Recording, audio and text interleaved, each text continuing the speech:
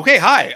There's no theme song tonight because Rob is gone. Rob is in New York for the live podcast, which will be up live tomorrow. Not live, up taped tomorrow. For the live show is going to be up taped tomorrow, Thursday, instead of the recap. So if you want to watch a bunch of drunken reality TV has-beens shouting at each other, that's the place for it. Actually, sounds pretty good.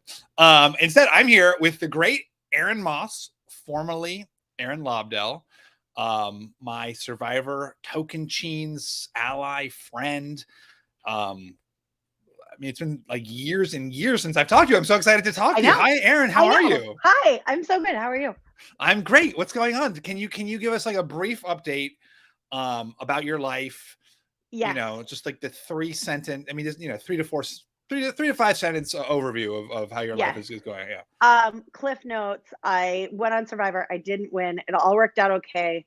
I got married. I had a bunch of kids. I own a couple of businesses, and things are good. And you're in Michigan. Yes. Yeah. I live just outside Detroit. Yeah. It seems like, I mean, I see you posting about Dry Bar. It seems like there's always like some huge new opening, some like big success that's happening. Like, I feel like, I mean, I guess you're not posting about the tough times, but like still, it seems like things are, it seems like you're thriving. Yeah, no, I am very much a small business owner in the time of COVID, and that is extremely difficult, but we're like kind of limping along, and things are doing okay. It has been just like very recently felt like the world is sort of getting back to normal, and we're starting to see like some decent numbers in our businesses, and that's been fun because they've been far less than decent for a very long time. So it's kind of exciting. I have 4 boys. They are 2, 3, 5, and 6. So that keeps us, I mean, very busy. Very busy. Wow. It's a lot. It's loud. It's loud, and they eat a lot of food. You know, Rob Mariano has 4 girls. This could be like a perfect, family combination. This is true. Yeah. This is true. Although my number 3 is like a wild card. I wouldn't wish him on anybody. So have you been keeping up with Survivor? I mean, obviously I know you've watched this season, but do you consistently watch the show? I do. So I will say, I tell people all the time, the difference between 3 kids and 4 kids is television. Like once you have the 4th kid, you cannot watch TV. But we watched Survivor because my husband thinks he would be so good at it. He had never watched before he met me, and then he got like a little like really into it. And so that's like the one thing that we really do still watch. Although now we're like, I used to be able to tell you like I had, Fishbach level of like knowing what was happening and who all the people were. And in the 3rd episode of the 38th season, so-and-so said this. Like now I'm like, what episode was that guy on? Like, did he win? Did he not win? I can't. Well, I'm so glad you've been liberated from that. Straight. I would say you surpassed me back in the day. You definitely were like had better recall. I mean, I was the know-it-allist. I think you were a real super fan of Survivor. Like you're legit. I'm a Johnny Come Lately. Like you are a real hardcore super fan of Survivor. Yeah. And your husband is a professional. I mean, what a great. If they ever do a Blood versus Water season again. Was a professional athlete. Retired. Okay. Yes. That's even better. Yeah. That may have come up at one point. But the filming was during our wedding. Oh wow. And that wasn't being changed or moved. So. Yeah. Rob Sesternino and I got called to potentially be on Amazing Race, but it was also during our wedding. It was during my wedding. When you and Rob got married. Oh. Yeah, exactly. Yeah. Which was beautiful. It was a beautiful. Yeah. So let's jump into this episode. We're the Survivor. You fit perfectly when Rob said, that he was going to be missing an episode. First of all, I was like, thank God. And then, finally I am free. And secondly, I was thinking you would be the perfect person to fill his place because you are truly, you really fill the Survivor No-Dells ethos. You are someone who knows the game extremely well. You were right there at the end, No. You were right there. At the Well, I end. was, but I mean, honestly, I feel like almost the right third there at place, the you end. can always tell yourself, Yes. you know, like if I had made it one more day, maybe I would have won. I made it that last day. I know what happened. So I feel like you get a little bit of like more That is true. fantasy. Yeah. That is true. I have a lot more like what ifs. Like, well, Yeah. and if this, and if I hadn't dropped that stupid ball, and then like it, yeah, Yeah. this is true. Yeah. This is true. But let's talk about this episode of Survivor. Yes. So big night tonight where it actually seemed like a real decision was being made. It seemed like a lot of these episodes, like everyone kind of knows going in who's really going to get voted out. But tonight it seemed like there was a real question, because it seemed like from the story we saw, you know, we saw on the one hand, there were big moves being made against Jonathan. Lindsay was really excited for her blindside against Jonathan. You know, she brought Hai on board. And then this other blindside against Hai started brewing. So, you know, do you think, was this the right choice? You know, to vote out Hai instead of Jonathan? Yes. Yeah. I mean, like, short of this season that we were on and witnessed, like, smart people are smart people. They're gonna make smart moves. Like, a really intelligent player, I think, is scarier than a really physical player, because like, even if you have that really physical player and make it to the end because they win every challenge, like, they still have to convince a jury that they should win, right? So if you have someone who is just like very strategic, very intelligent, like that, somebody, to me, I like, if I have a chance to get them out, I'm gonna do it, because they're a liability in so many more ways than like you can win challenges. It's also like, not everybody can be lucky every day. Like, we just saw Jonathan not win 2 challenges, right? Like, he's not going to win every one. Yeah, he's good, but he's only actually won. I think he's only won 1 immunity or 2, Yeah. 2 immunity. Well, I think it was 1. I don't know. Could you imagine if he was eating 18 eggs every day? He would win them all. Exactly. 9 pieces of cheese, Steven. Yeah. And also, like, he's not well served with these like balance, you know, a thing on a thing. Like, he has not done particularly well at those. Well, but like, that's the thing, right? It's like, the challenges are made so that everybody can be good at something, right? Like, there are some things that you're going to be great at. There are some things that I'm going to be great at. There's some things that are made for an athlete, right? Like, everybody is going to find their strength, and it's rare that one person would be able to win them all. Yeah. And I mean, I agree with you. I think this was the right call. Hai certainly seemed to be, you know, in everyone's sights. And it was kind of interesting, like when Omar comes back and, you know, starts suggesting Hai, like everyone's on board with Hai. And Marianne's is like, I know, I was thinking Hai, you know. I was kind of actually remembering when in Tocantins, when we voted out Tyson, everyone was like, oh yeah, no, that's my idea. I would have voted Tyson, you know. For the record, my idea. Whatever. I mean, you know, on TV, that's what it looks like on TV. But no, it's true. You were the first. I have to say, you were the first person to say. Yeah, it was really interesting that was the case, where kind of everybody suddenly was like, yes, this is our chance to get out Hai, to the point that Omar is like, wait, maybe this is too easy. You know, maybe I shouldn't get out Hai because everyone wants Hai out. I mean, do you think there's any validity to that argument? I mean, like, so we're sitting here, we're watching it, we're thinking it through, and we're doing the same thing. We're like, okay, there's a lot of show left here. Like, this is too easy. Like, it's all happening. Like, it's all coming down. Like, something's going to happen. And then when he started saying it, like, I'm like spinning my wheels. I'm going through the motions, and I'm like, but what? Like, your only other option is just vote out Jonathan. And like, that's going to be an easy vote down the road too. Yeah. Like, I like that he was thinking that way, but it seemed unnecessary a little bit.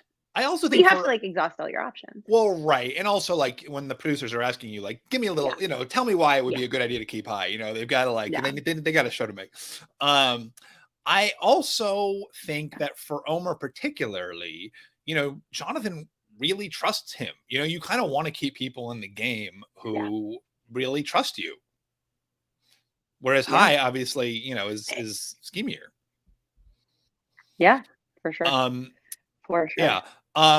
You know, one of the key parts of Omar's elimination of Hai was basically this long con he pulled on Mike.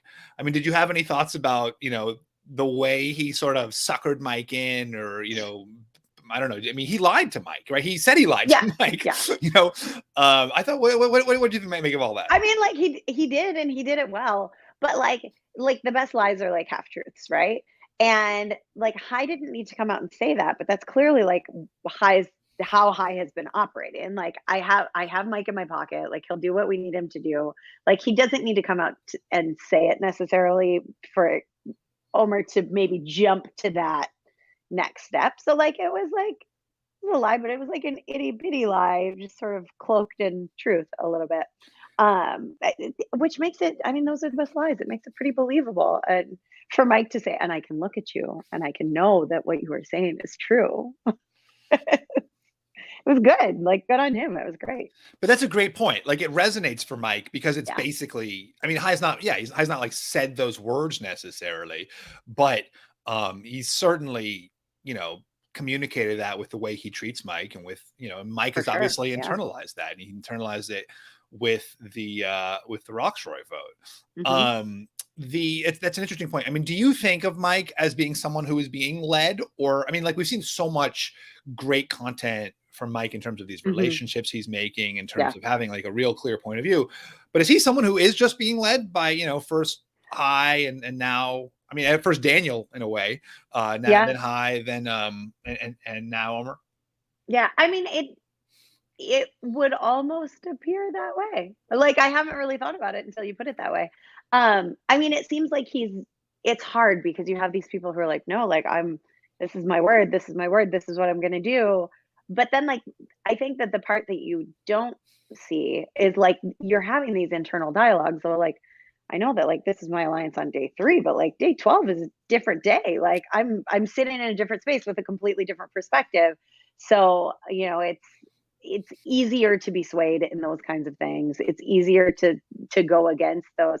Well, when I knew you for 5 minutes and I said we were going to go all the way, Yeah, said exactly. you were going to be my best man at my wedding, like, you Yeah. know, like, well, then you turned around yesterday and screwed me. So see you later. Like, it's hard because there's so much that can change in such a short period of time, and I think we see such a small portion of that. That, I mean, you know as much as anyone, like there's all the big things that you see and the conversations about strategy and whatever, but like sometimes like you just want to vote somebody out because they sleep next to you and like they're annoying. You know? So it's like all those things play into it. Sometimes it's like as you really get to know somebody and you have like all those long conversations around camp, like your like values and beliefs like aren't the same as mine, and like the great person I thought you were in the first 30 minutes that I knew you, like maybe you're not, you know.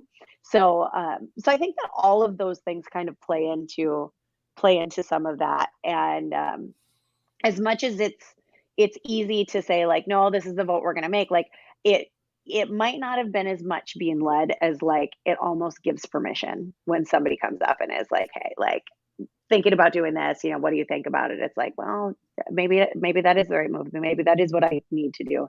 Even though I said, you know, 8 days ago, I would never do this to you. Like now I probably want to do this to you.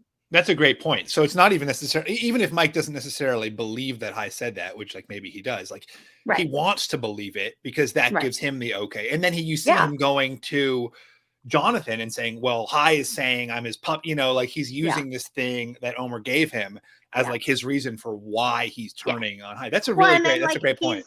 he's totally validated, right? Like Yeah. he's like, oh, you're not the person I thought you were, so I don't have to be the person I told you I was. Like, you know. That's a Um, really great point. That's interesting. I feel like there's always there's like a little bit of like new toy syndrome on Survivor, where like mhm. whoever like the new person is who you're talking to, you're like, oh, this is exciting. Like this person is interesting. You know, like Yeah. this guy I've been with forever. Like like you said, like he's annoying. Like I don't Mhm. like the way like the sounds he makes in the shelter. It's been getting on my nerves. But this person I don't know at all. And like who knows what this could lead to? I mean, there's a little. I mean, yeah. Yeah. Um. Mhm. You Well, and yeah. like you see that a little bit like with Lindsay when she right away was like, "Well, Jonathan's like he's the worst one in my alliance." Like now I have all these new people around. Like you're totally right. Well, and that's an interesting the Lindsay thing too is something I wanted to talk to you about, because Lindsay's concern is that If I just jumped shipped on the point you were trying to make no, no, before. no, that I was like, yes, what a seamless transition. No, I loved it. I was like, oh my god, my bullet points. This is Perfect. flowing so well. I think Great. it's going well. You know, 15 minutes in, It's I feel like almost like we've talked about Survivor before. yeah, but not in a long time. I know. Um, so well, I mean, this is somewhat relevant. So Lindsay says to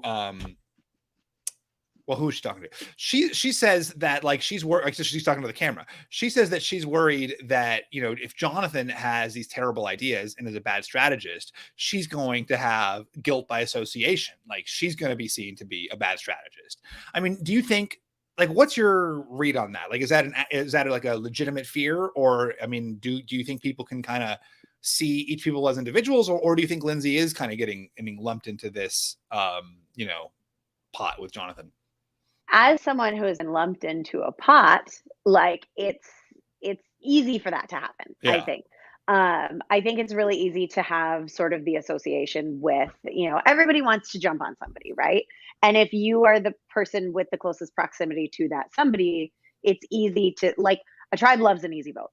So like you have a reason to vote somebody, and then if you have somebody that's close to that somebody, you can be the next person. Like if that were the case, I would have been gone immediately in our season. Like right. It would have been the Candace vote, and then it would have been me, and I got lucky, so it wasn't. But like I never did anything that warranted the Candace vote, like being after the Candace vote, besides like hanging out with Candace on the first day because nobody else would. Well, you also had the evil smile. Oh, I did have the evil smile. I forgot about my evil smile. Oh, how did he was like? He like was like a coach had this like mime of you that was to. I can't do it. This is true. Yeah. But you know, like things like that, like where there is some of that. But I also think too, like if you can stick through it, like you can get out of that association if you're aware of it. Like I didn't even realize that was happening when it was happening to me. And I think as long as you have some awareness of it, you can separate yourself enough, and not even separate from that person, but just like make your own game stand out, like make your own moves, you know, kind of start to, as High loves to say, be the driver a little bit. And people see that. Oh my God, those metaphors. Like I can't, like, yes, it's the driver. Yeah. Now it's we're like, you know, we're runners who are blindfolded. We're Jenga pieces. It's too much. It's too much. Well, he doesn't have a job that he can talk about. Like he can't say, when I do this at work. Right. When I'm a fireman. So he has to come up with bad metaphors. I mean, that's this season is very rich on the terrible, on the terrible metaphors. So in terms of like Lindsay standing out, like this was her episode to stand out. She wins reward. At the beginning of the episode, I was going, "What's her name? What's her name? Lindsay." Exactly. Lindsay. A lot of people are like, now I'm like Lindsay. Yeah. Do you and then she of course wins immunity. Do you think so? Lindsay was chosen to go wins reward. She gets to choose two people. She chooses Omar and Mike. What's your take on this? Were these like smart choices? I actually, I feel like it was a smart choice. I think that you do have to, there is like a little responsibility of, I think, not that I've ever won a reward and know what that feels like, but I think there is some responsibility to think about like, okay, who are the people that haven't had anything? Like and not a responsibility to feed them, but a responsibility to curry yourself some favor when you need it. Like, you know, you are like, you know, remembering that you're also playing for a vote in the end too. Like, remember that time I got to see my family and it was all because of her. If it comes down to her and Jonathan, well, now she's got my vote, right? So, so I think that those things are really important. I can't imagine that she and Omar, at least from what we've seen, had like a ton of working together, a ton of alliance, that sort of thing. So it probably was a good move in that respect too. And then like, who's not bringing Mike to that? He's like the best guy. I would bring Mike just to hang out with him. I mean, honestly, but that I wonder if there's any, you know, there's a lot. I mean, as you suggested, there's just constant talk back at camp about like who's. I mean, and I certainly found this to be true on Tocantins, and it was a little bit maybe less true in Cambodia. But like, you know, we just talked nonstop over who had won what, who had eaten what, like whose turn it was to go on reward. And, you know, I'm sure they're all extremely aware of that. And like you're saying, like there's a little bit of a sense of like who deserves it now. And it's not just kindness or even I think, as you're saying, like, you know, currying a vote, but there's also it kind of like absolves you of responsibility in a way where you're saying like, oh, I'm just taking the two people who are next on the list. Like I'm not like making any. Well, and like we really like, I kind of forgot about that. Like, it was really like, well, whoever wins is taking these 2 people, right? Like, that was really how we did it. Yeah.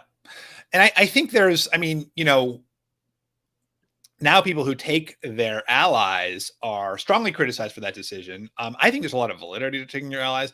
So in fact, you were part of when I won a reward in Tocantins, I took JT and Taj, which looking back now would be seen as very dumb. I stand by that. But then you were sent to exile. Can you explain why that was a brilliant choice on my part? Yeah. I mean, people would say, right, the people would say the correct move would have been to take you on the reward. Because like you're the person we most needed in the vote. You know, why not keep her as close as possible to you? Send someone, you know, else who's maybe less of a, you know, who, you know, to exile, you know, someone you trust who you're not too worried if they get the idol. right. Yeah. I think so. Here's what I would say in that.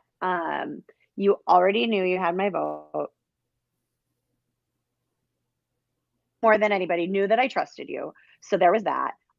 It was smart to send me away because it kept me from everybody else, I think. I think that was smart in not leaving me with the group, where I could have potentially been swayed or something else could have happened. So I think that was probably an all right move. All right, thank you very much. I really appreciate that. Yeah. And like I knew, like we had talked about it, and it was fine. I will say, 13 years of hindsight or whatever it's been, that experience on exile has shaped much of the course of my life since then. Wow. So it's fine. I'm fine now. I'm not mad about it anymore. Wait, shaped in a good way or a bad way? I mean, like, in a good way. If you remember, that trip to exile was brutal, Steven. Oh yeah, no, I do remember. Brutal. Yeah. No, I mean it was terrible. It was like pouring, right? I mean, I remember like we were just like how terrible we felt for you. Yeah. I was on a vacation last week with my husband and another couple, and we were at a resort that had like a lazy river, and we were going through the lazy river, like do, and I was getting water on my face, and I was like, and they were like, "What are you freaking out about?" I was like, "It's a Survivor thing. I still feel weird about water in my face." Wow, that's so interesting. So you don't? I mean, do you wash your face? Like, I mean, I do, but I'm controlling it. But I would never like go outside and just be in the rain and feel awesome about it. Yeah, that's really, really. I kind of like at the time I was like, I have like mastered rain. I am no longer like phased by rain. But now I'm like, oh God, why would I ever choose to have that again? I've had enough rain. Yeah, 100%. No, never. But so just to very elegantly loop that back into today's episode. So my, you know, was there any like better choice here for Lindsay in terms of taking someone who was maybe less her ally, because she takes Omar, who has been with her since the very beginning. You know, she's in like a pretty good spot though, because she doesn't have, I mean, who else was she going to take? Romeo? He doesn't know what's going on ever anyway. I mean, we haven't really seen a lot of like Lindsay. I mean, again, like as you're saying, like there's so much that except that they had that whole conversation sitting right in front of Jonathan. That was crazy. That was crazy. They were this close. That was crazy. Wild. Yeah. Like I thought at first, I was like, why are they doing this like weird camera trick? Like what's happening? And I was like, oh shit, no, they're right there. Yeah, that was a weird one. But like I feel like too in that she like locked it up, so she didn't need to take him. That would have been the only other person that I would have said maybe take. But then like I think he's so sneaky that it would have made it look like, well, I'm taking sneaky man so I can be. That's interesting. I'm making like the strategic. I'm making a move. That's interesting. I mean, that's a very good point. And that is sort of why you kind of stick to like the like people you're supposed to, is so nobody thinks you're. Yeah. Well, and if you had taken anybody but Taj and JT, it would have been like, why are you doing that? Like you three are you three. Right. But it was a different era of Survivor. You know, like we were like, oh, it's us. We're the alliance. Like you're the other alliance. You know, like things have sped up a lot. So Lindsay on board. Lindsay has an interesting decision, you know, again, like a real Lindsay focused episode, in terms of voting out High because of this amulet. Yeah, get rid of him. Okay, that was my question. Yeah, just get rid of it. Yeah. But then does this point farther go? is this a red flag for Drea, who's like, oh, you just got rid of the other person? I mean, Drea was on board with getting out high. And I thought like that, you know, I love that moment where she says, you know, I can just picture my husband watching this saying, why don't you get rid of him now? But you know, still like if you eliminate the one person with the amulet, the other people with the amulet are going to be like, wait a second, like we're voting out people with amulets. I think that Lindsay does a good job. And like it's the exact opposite of what she was saying. Like Jonathan comes up with this plan and he tells everybody it's his plan and it's his dumb plan, but it's the plan we're going to go with. She does a good job, I think, of like bringing people in and making them feel like they're a part of the decision making process. And I think that's what she did with Drea, so that there was not like we're doing that now. Yeah, that's right. I think she's great at that. And I mean, Omar is certainly obviously just amazing at that. I mean, his conversation with Mike at the start of the episode where he was like, I'm just so sorry you feel bad. You know, like he really empathizes in this amazing way. Yeah. Yeah. I mean, but yeah, Lindsay too was really strong at this episode. I still kind of think this, you know, I get her wanting to separate herself from Jonathan, and obviously she didn't vote out Jonathan, but I worry for someone like Lindsay, you know, you vote out your biggest ally and then suddenly you're the next, I mean, you're the next target. Mm-hmm. Yeah. Well, and that's like, it would have been interesting because especially after 2 wins, like I think it may have been different if anybody else would have won. Obviously not if Jonathan, but if anybody else would have won, it would have been easier to vote out Jonathan. But like, she's now the most winning person because Tori's gone. So like, who's won more than she has? Well, okay, well, if we're looking at threats, there you go. She's threat. That's a great point. That's a really good point that it establishes her as like, I mean, to win 2 in a row. I mean, in some ways, you know, people are always asking the question, oh, should someone throw challenges? Is it too much? And you never want to, I mean, because when you're competing for reward, you really want to eat. And when you're competing for immunity, like you obviously really want to be safe for one night. But I mean, is it too much to win 2 in a row? Yeah. I don't know. So no, I agree with you. No, it's not. No. Win all of them. That's my philosophy too. I don't like when people get cute about like, well, you should throw this challenge and then. So Romeo votes for Jonathan. So the 2 votes for Jonathan are Hai and Romeo. Does Romeo, like, was there a reason? Was this like was this a strategic vote, or was this like I'm not in on the plan vote? This is 100% I'm not in on the plan vote. You don't think? No, I don't feel like he's do ever think so. in on the plan. Poor Romeo, though. What happened? He had such a strong start. I know. Poor Romeo. Yeah. He's cute. Like he follows along cutely with everybody else. I know, but what's crazy is like he really had a great start. Like he was he really seemed to be like a power player out of the gate, and now he's kind of receded. Yes. Well, and that might resurface. That's right. I mean, I think there's room for Romeo. You know, Rob has been pushing this Romeo theory for quite some time, so it could happen. It's an interesting challenge now. You know, we saw that scene with Hai and Jonathan, where Hai says to him, "Oh, I'll play my idol for you," as a way of, you know, kind of forestalling Jonathan from playing his shot in the dark, because Hai thinks Jonathan is going home. It's a really interesting challenge to always have to, you know, think about that possibility. I also thought, like, I didn't necessarily think that Hai did, like, the idea of like, oh, I'll play my idol for you. I mean, it's such a grandiose thing. Nobody thinks he has an idol. I haven't talked to you this whole time. I found an idol. I'll play it for you. We're not in an alliance, but like, I'll do that out of the goodness of my heart. Like it's exactly what Omar said. If you're going to tell a lie, tell a good lie, not a stupid one. It's a great line. That's a really great line. Yeah. Omar gives great confessionals. He's so innocent and so like he's got this like really innocent like these like big puppy dog eyes and this really innocent face, and then his confessionals, he just like really turns it on. I mean, he's like my favorite kind of Survivor player because he's like so good seeming. I mean, like kind seeming. It's gonna be great with all these people watching it back, and they're like, he said what? He did what? Yeah. Come on. Like they think they knew him, right?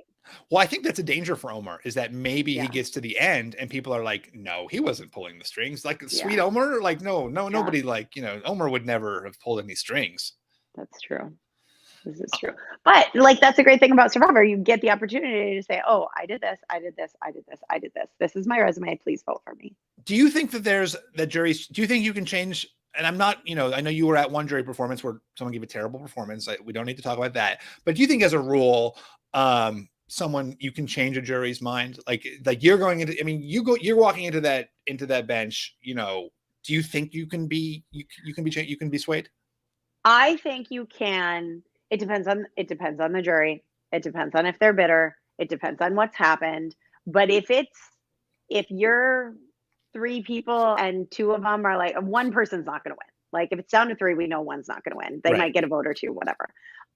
But like if it's down to those 2 and it's kind of like they're both likable and they both did some stuff and like, yeah, maybe, like I think so. Yeah. I think if you can, especially if it's 2 people that got there kind of together and they can separate themselves enough, you should be able to. Yeah. And provided one of them is not, the salt of the earth Southern boy. Listen, JT didn't need me to do as badly as I did, but I did it anyway. I did it for him. I know. So speaking of the jury, one concern I had for Omar in this, right? So they're sending Hai out of the jury. If Mike goes to the jury and Mike says to Omar, like, you said you called me your puppet, Hai says, no, I didn't. If Mike is on the jury, these guys could swap stories and suddenly they're furious and Omar. There's such a huge risk of lying to someone, both because they could swap stories in the game and because they could swap stories out of the game. Yes. But I also think that like, if that is true, like across the board, that is true. But think about the 2 people in question. Like you're going to have Mike who says, he lied to me. Oh my God, he will not have my vote. He's not my guy anymore. Like he is done. But then you're going to have Hai who's going to say, he lied to you. And that's how this all happened. Good on you. Like, there you go. Right. That's interesting. So, right. It's like some people are going to be here for it and some people aren't. So it could go either way. I was looking at Twitter, as I sometimes do, and reality TV expert Taryn Armstrong had an interesting point that it actually behooves Omar to get out Hai soon because he's told Mike this lie, because he has lied to Mike. Like the sooner Hai is out of the game, they can't swap stories. Yes. Yeah. Like if they find out on the jury, they find out on the jury. You do not want them to find out in the game. Right. Cause then you're the next target. And you're done. Yeah. What did you think of this? Loved ones, not a loved one's visit, obviously, because of quarantine and everything, they weren't able to bring loved ones onto location. What did you think of like the way they kind of integrated the loved ones videos? It was nice. I sure hope they saw a lot more than what we saw. How creepy and weird. I know, what a strange introduction. The voices coming out of the wilderness.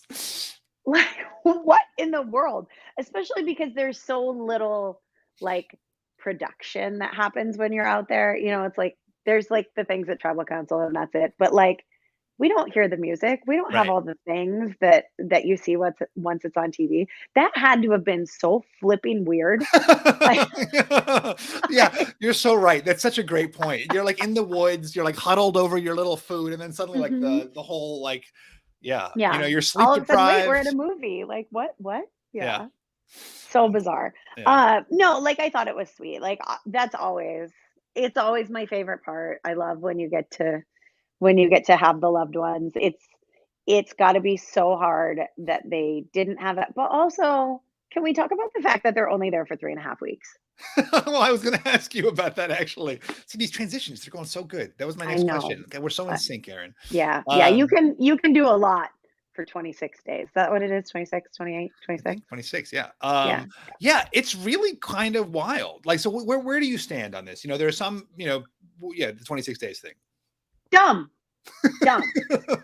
Like at 26 days, like there were like 10 of us left. Like we're all just like happy and like cruising.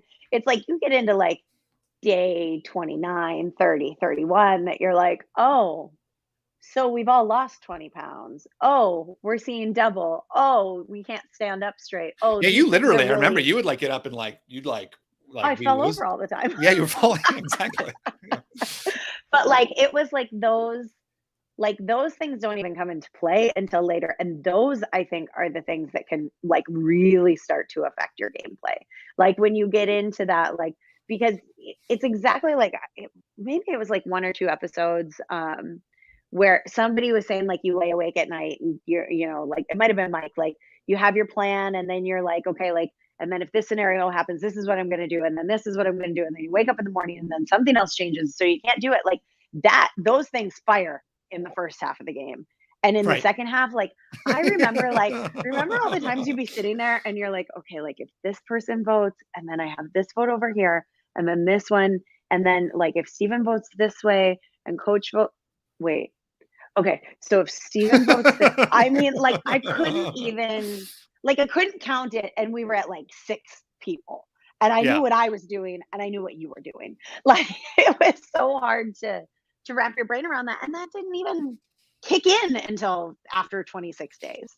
Yeah, it's true. I mean, like, I feel like in those, like the last like 5-6 days, like I feel like at the final 4 it was like, whoa, like suddenly like there's only 4 people. Like you think it would be very straightforward. Now I mean, they don't even have a final 4 right now. They've got fire making into final 3, but it really did feel like strategy just like jumped into hyperdrive right at the end game. And they're at day 18. They're talking about having just a few days left. Day 18 isn't even the halfway point of a normal season of Survivor. I mean, Australian Survivor, it's like the third point. You're only a third of the way into the game. But yeah, I mean, here's my hot take. I actually don't mind it so much. I agree with you that you are crazier and less capable of making like strategic decisions and that your body is more emaciated and worn out. I don't necessarily, I don't feel like I necessarily need it. The only point where it gets me is when they do actually talk about the days. Like, I don't need to see people like lose their minds or become skeletal.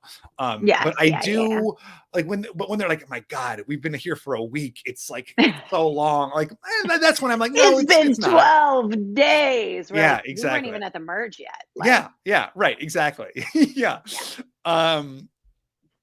That's I'm right there with you.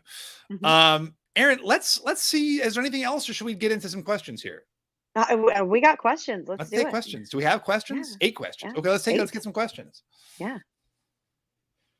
Okay, Coulter wants to know, if Jonathan does not win immunity next week, is it guaranteed he's gone? Oh, I don't think so. What do you think? Go ahead. I mean, like there are so many people that like the first of all, the twists, all the crazy things, all the weird casting, all the twists, all the things. There's so much more happening now, I think, that can switch things up. And like all it takes is for one person to find out about some weird twist that somebody has or some advantage and be scared, right? Like you're running scared from all these different things that now all of a sudden, like if somebody has an advantage that you like, largely like these are advantages they've never seen before. We've seen them only once. Some have worked, some have not. But if you find out about like knowledge is power and that word gets out on that, well, now all of a sudden everybody wants to get that person gone. I think that there's so much more that's up in the air now than like the straightforward Survivor that we have seen before. Old Survivor, yeah, he's probably gone. Now there's too many other things that can go sideways. Oh, speaking of knowledge is power, we didn't even talk about, the idols and the knowledge is power. Well, Drea's got 37 things. I can't, exactly. I need like a spreadsheet to keep straight what all the things are. I know. Drea though knows where, one of the 2 idols is. She knows where Mike's idol is. She doesn't necessarily know about Marianne's idol. When is she going to just like nab that for herself? The problem is it's such a power move. It's such like an aggressive thing to do. Oh, when is Drea going to nab that idol for herself? Like, cause it's such an aggressive thing to do. Like it's going to obviously infuriate Mike. Like maybe she never does it. Yeah, maybe not.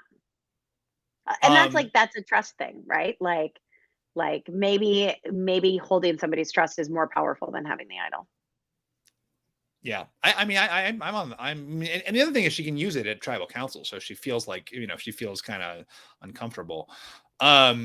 Okay, Ida wants to know, was Ooh. Jonathan's reaction to Lindsay's answer at Tribal Council all theater to make Hai feel safe? It was an interesting moment where Lindsay says, you know, this is about leveling the playing field. And then Jonathan like raises an eyebrow and is like, oh, leveling the playing field. Like, who are you talking about here?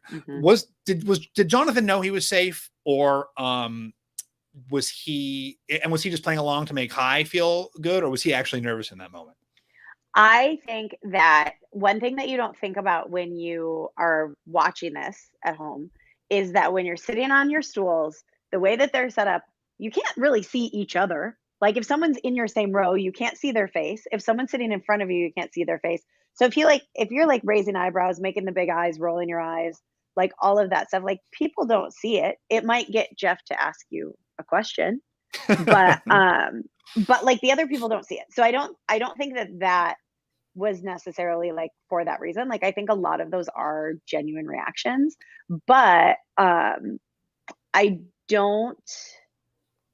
do think then like he was asked about it and he had to be like, oh wait, like I do need to have a more diplomatic answer here.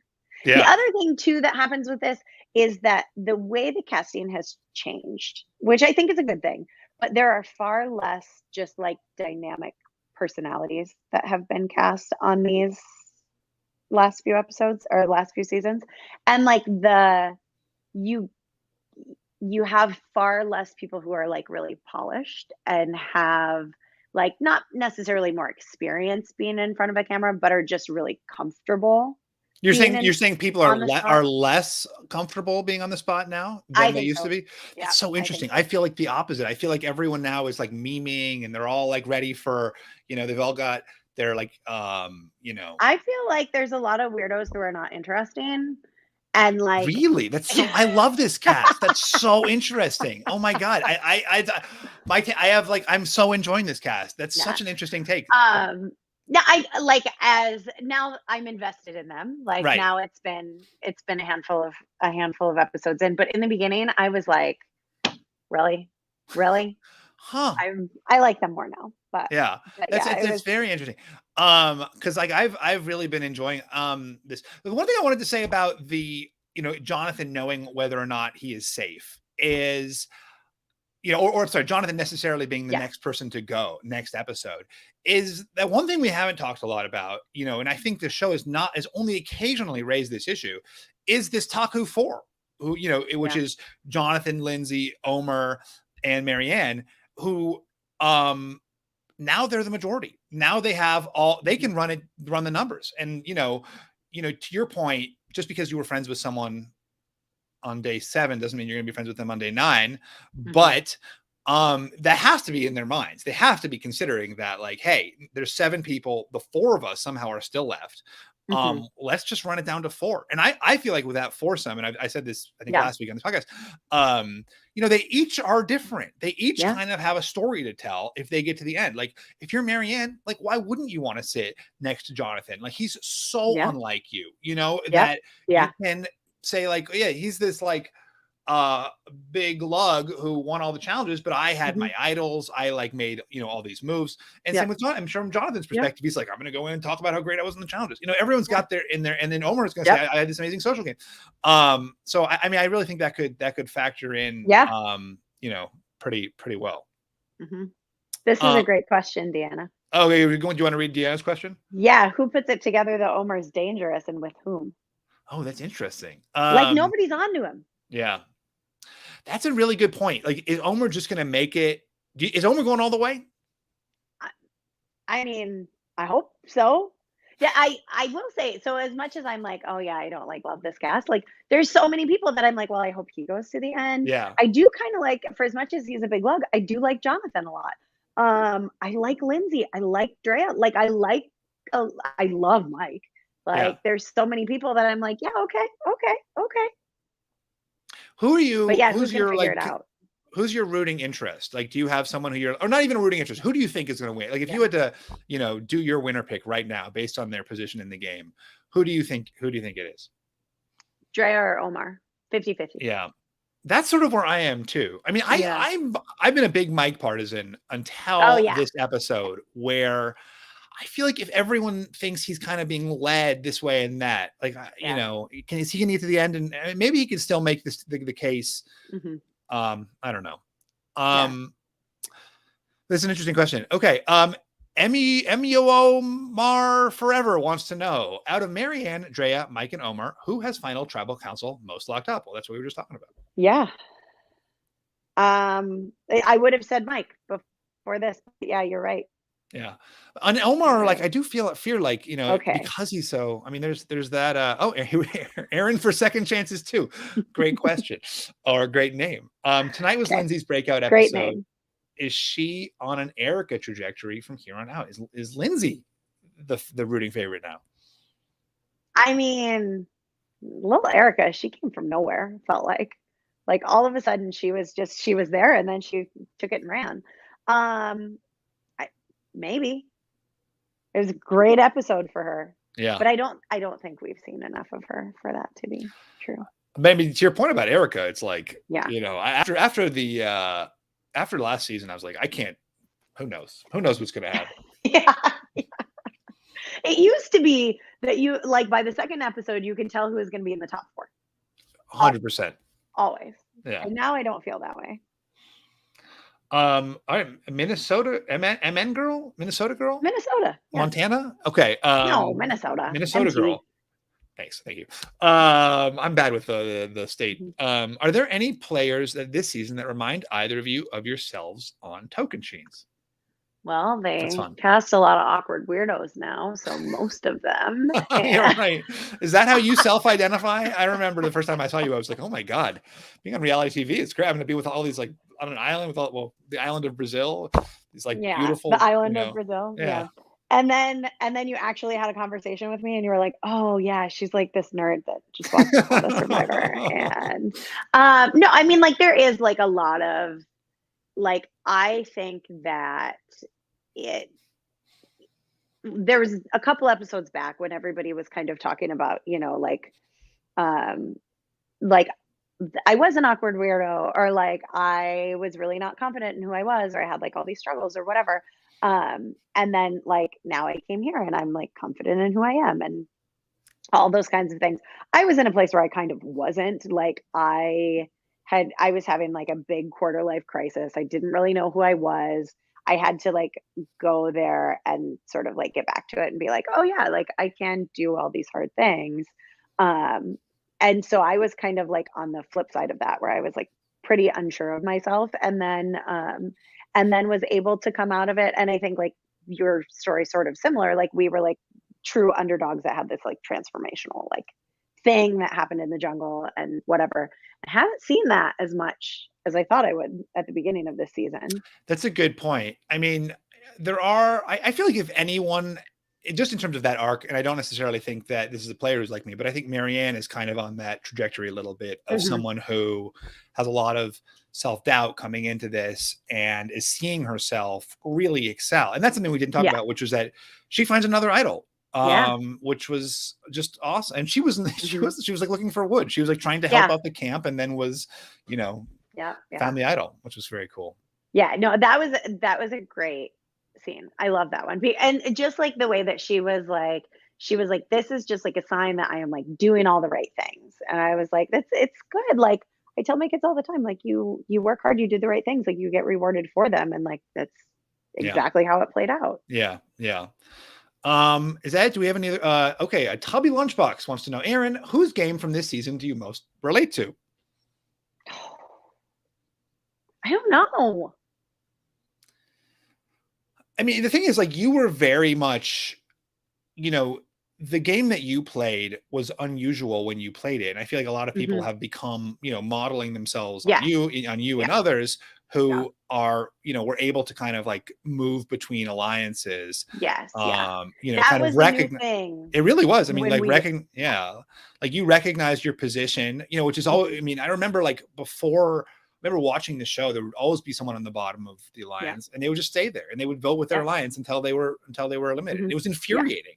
And then, you know, you were like someone who recognized, hey, this is really not great for me. Well, like, flip the game on its head. Like for me, I was like, I can be 7 or I can be 4, right? Like, And I always played for one, like my 3 more days. Like it's a 3-day cycle. Like I just want, if I can stay here for 3 more days, I can make something else happen in those 3 days. And that was a huge part of it, was like, I know how to do math. Like I can put myself in a better position tomorrow than I'm in today. And then I can like get from there. And it's so interesting. It's almost hard to identify with how the game is played now, because like the things that happen, like when everybody it hasn't totally happened yet, except for like the crazy vote last week where everybody had an idol and all the things. But like, could you imagine just sitting in tribal council and like having a whole conversation about what we're going to do, and all the whispering and the getting up and the walking around and like doing all that stuff? Like that is like foreign to me. Also, nobody looked for an idol until they had a clue when we played. Yeah, Like crazy, it's crazy. just like remember when Russell did that, and like sitting at home and watching and being like, what is he doing? But to be fair, like they really, I mean, that. The idols used to be, I mean, that's not just us being dumb. Like the way that the idols were hidden. I mean, maybe in our season, it was somewhere you could find it, but like, I mean, I feel like, I think it was like Penner, maybe like, they were really specific. Oh, you have to walk like 7 paces and the sun is at 4 in the afternoon and where the shadow is. I mean, it was like, there was no way you could just randomly find these things. They've changed the game to make these things, but you're right. I mean, it's even in Cambodia, it was so much more chaotic, and I can't imagine. And that was before people were like getting up at tribal councils and changing things at the last minute. I mean, like it seems like very, very stressful. Yes. Yeah. Well, and like it just like I came in very, very prepared as a fan, right? Like I think like of anybody that was with us, I probably knew the most about like what happens in Survivor, what are the trends, what happens when a person does this, what happens when a person does that, and like I was pretty prepared for every scenario. I can't even imagine going into this now and having somebody who's like a true like student of the game playing it. There's so much swimming around your head. It'd be crazy. Yeah, well, I think you're exactly right. And I think we saw that, I think that was sort of what has happened in a lot of recent seasons. And it seems to be less and interesting. Like actually, that's a really great point. Like I feel like in a lot of different seasons, in what some people are calling the Calvin Paul era of Survivor, like you come in, you can't put a plan into place because every day something new happens, some new magical advantage occurs, so there's some new wild twist. And as a result, the players kind of don't play as well because they like, you can't play strategically. You have to play reactively. You can't make a play, have a forward thinking game. But like, I feel like this season, I mean, at least for me, people are playing better. And part of that might be because they've really pulled back a lot of and there's still a lot of extra votes. Andrea's got her knowledge is power, and, but the idols were less of a thing. They really de-emphasized the power of the idols by having them be beware advantages. Marianne's idol is the first like true idol that they've had. The amulet is like a 3-partite shared thing. So, I mean, I really agree with you that like it's you can't come in the same way you could, but now it seems this season, and unlike a lot of recent seasons, they really are playing a strategic game. Omar's move on High, Lindsay's potential move against Jonathan. These weren't this was old school Survivor. This was social politics, building alliances. Trying to separate yourself from your allies, and I mean it's great for sure. All right, I actually love Omar wants to know. It's a great name too. Is it hypocritical for Mike to be annoyed with High for lying to him when High was 100% honest and it was Mike who was the one who lied? Different kind of lie. Yeah. And it's like, everyone lies on Survivor. Everyone has their own like, what counts as a lie and what counts as a, fair deception. I'm going to do this and I feel this way about you are 2 different kinds of lies, I think. Yeah, exactly. That's a different deal. Erinn, is there anything else that you want to anything else that's on your mind, like about the episode, about Survivor, about life? Gosh, that's a lot. It's a big question, I know. Yeah. That is a big What's question. coming up for you? Anything big coming up for you? And you wanna... No, I don't have anything big coming up. It used to be that I would say, well, I'm pregnant again. But no, that's not happening anymore. We're 4 and out. No, like I hang out with my kids a lot, and I work a little bit, and I work a lot.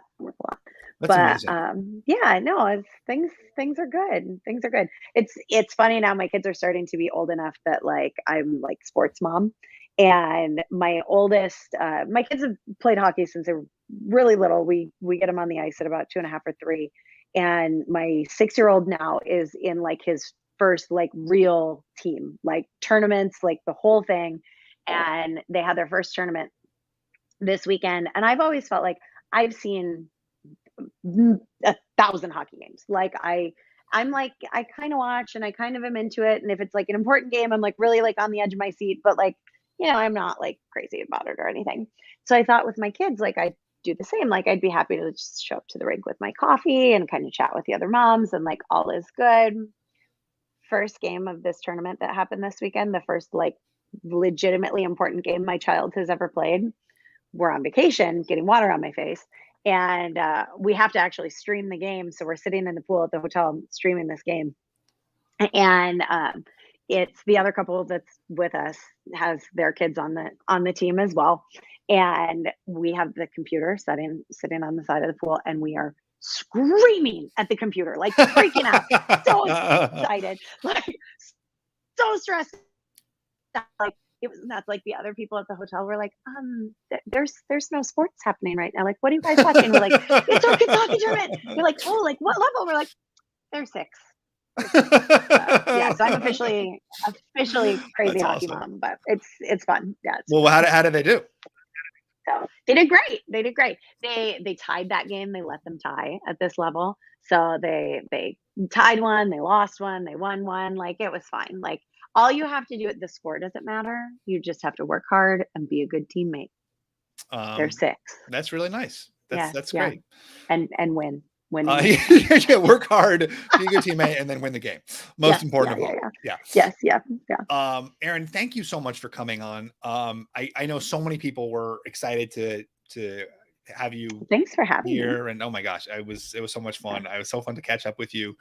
Hopefully we can do it, sooner and not, it doesn't have to be on a podcast. It can we, but this was great. I really loved it, and I'm so grateful to you. And I know I was excited. Oh, a Fishy Award for Omar, Awesome. Obviously. Thank you. Thanks so much, sure. Erinn. Yeah. And Awesome. we'll talk to you soon. Thanks so much for having me. It was great to see you. Bye. I don't know how we Bye-bye. end this actually. Do we Scott? That's okay. Maybe we just leave